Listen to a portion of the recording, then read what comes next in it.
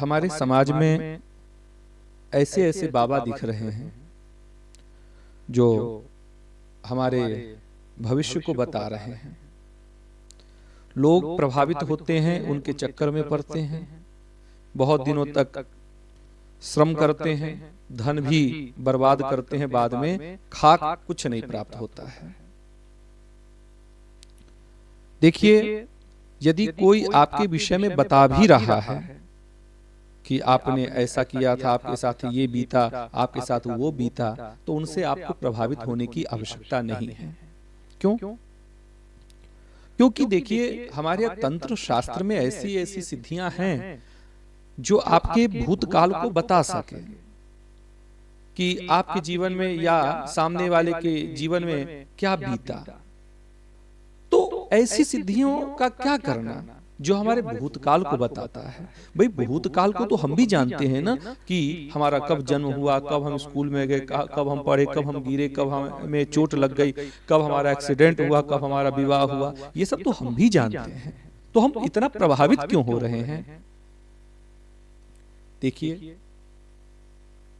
भविष्य बताने के नाम पर आपको प्रभावित किया जाता है, वहां आपको भूत बताया जाता है जो आप स्वयं जानते हैं। रही बात भविष्य बताने की, तो भविष्य आपको कोई नहीं बता सकता है। आपका भविष्य कोई भी नहीं बता सकता, क्योंकि त्रिया चरित्रम पुरुषस्य भागम ब्रह्मो न जानामि मनुः कुतस्य। त्रिया चरित्र और पुरुष का भाग्य, हमारा शास्त्र कहता है त्रिया चरित्रम पुरुषस्य भागम ब्रह्मो न जानामि मनुः कुतस्य, कि त्रिया चरित्र और पुरुष का भाग्य ये तो ब्रह्मा भी नहीं जान पाते, क्योंकि एक पुरुष अपने पुरुषार्थ से अपनी कुंडली को बदल सकता है, अपने भाग्य को बदल सकता है। निश्चित ही कुंडली में लिखा हुआ है कि ये होगा। यदि पुरुषार्थी व्यक्ति है, यदि लाख लिखा है कि वो जीवन भर निर्धन रहेगा, यदि वो चाह लेगा अपने पुरुषार्थ से अपनी कुंडली को बदल सकता है। तो ऐसे ऐसे लोग जो आपको भविष्य बताने के नाम पर प्रभावित करके आपको बुलाते हैं, वहां आपको कैसे प्रभावित करते हैं? तो भूत बता करके कि तुम्हारे साथ ये घटा, तुम्हारे साथ ये हुआ, बस इतनी बात में वो आपको प्रभावित कर लेते हैं। आपने उन्हें मान लिया कि ये बाबा क्या है, बड़ा पहुंचा हुआ है। बस उसके बाद वो क्या करता है, उसके बाद वो फिर कुछ भी बोलेगा तो आपको तो लगेगा भाई वो जान सकता है, जब ये जान सकता है, बता सकता है, तो जो ये अभी बोल रहा है ये भी सत्य है। देखिए, भूत जानना कोई बड़ी बात नहीं है। तंत्र शास्त्रों में ऐसी ऐसी साधनाएं बताई गई हैं कि जिसे करके एक मनुष्य किसी के विषय में जान सकता है। जैसे एक तो साधना है हमारे यहाँ तंत्र शास्त्र में, जिस साधना को कहते हैं कर्ण पिशाचिनी सिद्धि। कर्ण पिशाचिनी का एक मंत्र होता है, कुछ इस प्रकार है। ओम कर्ण पिशाचिनी शमशान वासिनी महादिव्यै रति प्रिये काल ज्ञान ज्ञानिनी स्वप्न कामेश्वरी पद्मावती त्रैलोक्यवाती कथय कथय स्वाहा। ये ऐसा कुछ मंत्र है।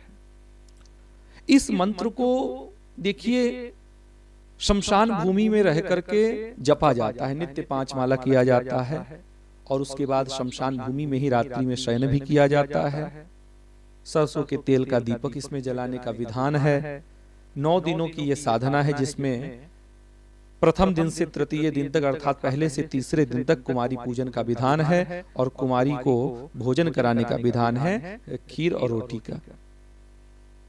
फिर तीसरे दिन उस कुमारी को पूज करके, उस कुमारी का पूजन करके उसे वस्त्र आभूषण मिष्ठान जो भी विधान है वो दे करके उसे विदा किया जाता है।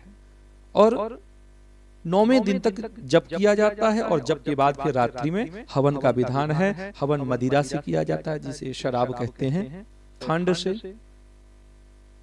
और गूगल से हवन का विधान है। और पूर्वाभिमुख होकर के नित्य जप किया जाता है। जप के बीच में जब रात्रि में साधक शमशान में ही सोता है तो उसे बहुत सारी डरावनी आवाजें आती हैं, परीक्षा होती है उसकी, और इन सब परीक्षा को पास करके साधक जब सफल होता है तो कर्ण पिशाचिनी एक आती है जिसका नाम है कर्ण पिशाचिनी। वो पिशाचिनी आती है और साधक से कहती है कि मैं प्रसन्न हूं, मांगो जो मांगना है। तब साधक क्या करता है, उसे वचनबद्ध कर लेता है उस पिशाचिनी को, और उस पिशाचिनी को वचनबद्ध करके अपने पास आजीवन रहने का वचन ले लेती है।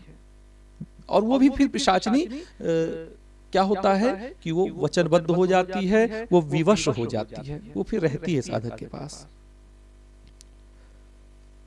देखिए, मंत्रों में बड़ी शक्ति है। मंत्रों से बड़े बड़े देवताओं को जब वश में किया जा सकता है तो ये तो एक पिशाचिनी है। और पिशाचिनी जब सिद्ध हो जाती है तो इस कर्ण पिशाचिनी का क्या काम है, तो जब साधक किसी व्यक्ति के सामने जाता है तो साधक मन ही मन उस पिशाचिनी से संवाद करता है कि भाई इसके विषय में मुझे बताओ, जो मेरे सामने आया है ये क्या प्रश्न लेकर के आया है, ये किस बात से दुखी है, और इसका कुछ मुझे पिछला बताओ, भूत क्या नाम है इसका, पिता का क्या नाम है, कहाँ घर है, घर में कितने दरवाजे हैं, आज क्या खा करके आया है।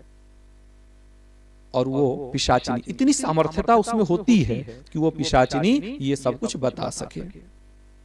फिर क्या होता है, फिर होता ये है कि साधक उस पिशाचिनी से सुन करके, पिशाचिनी कान में आकर के फुसफुस करके बोल जाती है, और उस पिशाचिनी की बोली हुई बात को केवल साधक ही सुन पाता है। बस साधक ने क्या किया, सामने वाले को सारा कुछ बोल दिया जो इसने सुना। अब इतने में ही क्या हुआ, सामने वाला व्यक्ति प्रभावित हो गया, अरे बाबा तो बड़ा पहुंचा हुआ है। उस बाबा को फिर ब्रह्मा समझने लगे। आपको उसने प्रभावित कर लिया। अब जब आप प्रभावित हो गए, उसके बाद तो फिर वो जो बोलेगा तो आपके मन में एक ही बात आएगी, भाई जब ये इतना कुछ बता सकता है तो जो अभी बोल रहा है वो भी सही है।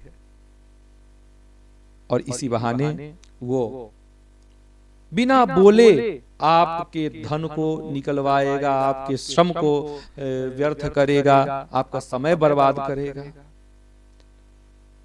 तो ऐसे बाबाओं से क्या लेना, ऐसी साधना बेकार है जो आपके भूत को बता रही है कि तुम्हारे साथ ये घटा, तुम्हारे साथ ये घटा। अरे भाई, भविष्य बताए तो बात भी कुछ बनी, हम सावधान हो जाएंगे भविष्य की घटनाओं से, लेकिन ये तो भूत बता रहा है, भूतकाल बता रहा है।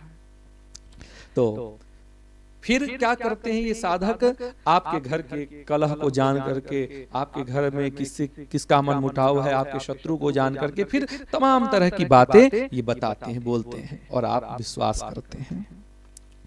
तो आप सभी लोगों से निवेदन है कि ऐसे साधकों से या ऐसे बाबाओं से आप दूर रहें, क्योंकि ये आपका भला कभी नहीं कर सकते हैं, क्योंकि ये अपना भला तो कर नहीं पाते हैं। जीवन भर इस प्रकार से पिशाचिनी को विवश करके रखे रहते हैं, और जब इनकी मृत्यु होती है तो इनकी मृत्यु बड़ी दुखद होती है, बड़ी बुरी मृत्यु होती है, कुत्ते की भांति इनकी मृत्यु होती है। वो पिशाचिनी जब ये साधक ऐसी अवस्था में पहुंच जाता है कि अब सारे अंग शिथिल हो जाते हैं, शरीर नहीं उठता, तब वो पिशाचिनी बदला लेती है कि प्यारे तुमने मुझे विवश करके बहुत काम करवाया, अब मेरी बारी।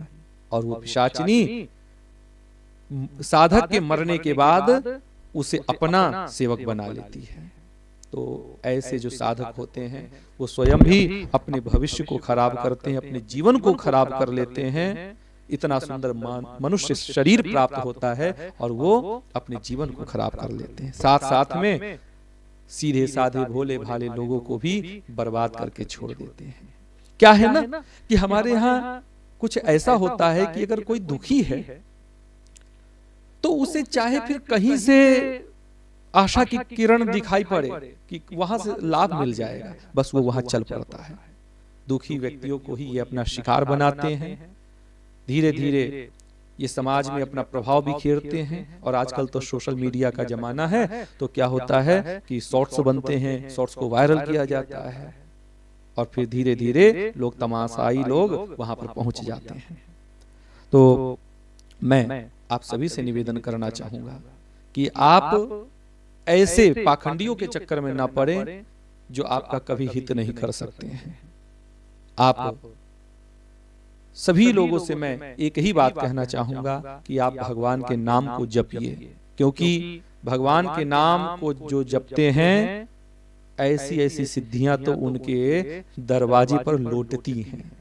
हाँ, और साधक भाव नहीं देता है, कहता जाओ तुम्हारा क्या काम। तो भगवान के नाम को जपिए, भगवान के नाम में बड़ी शक्ति है। आपका सारा काम भगवान के नाम से ही बन जाएगा। रही बात कि यदि हमारे प्रारब्ध में कुछ ऐसा लिखा है,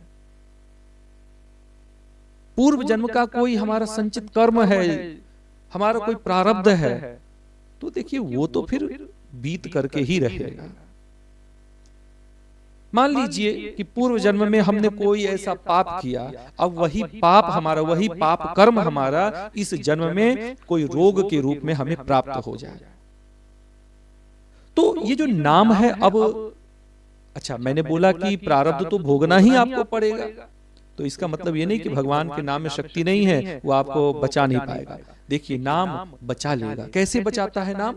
तो आपको आपका प्रारब्ध तो भोगना पड़ेगा। पूर्व जन्म में जो आपने पाप कर्म किए हैं, उस पाप कर्म के फल से जो इस जन्म में आपको रोग प्राप्त हो रहा है, रोग हो या किसी भी प्रकार से, तो रोग जो प्राप्त हो रहा है, तो भगवान के नाम को यदि आप जपते हैं तो रोग तो आएगा ही, रोग तो लगेगा ही आपको, लेकिन उन दिनों भगवत नाम की ऐसी कृपा होगी कि आपको शक्ति और सामर्थ्यता प्राप्त हो जाएगी कि आप उस दुख को सह सके, उस कष्ट को झेल सके। आप ऐसी शक्ति प्राप्त होगी। भगवत नाम से क्या होगा? सामर्थ्यता प्राप्त होगी। तो उस सामर्थ्यता से क्या होगा?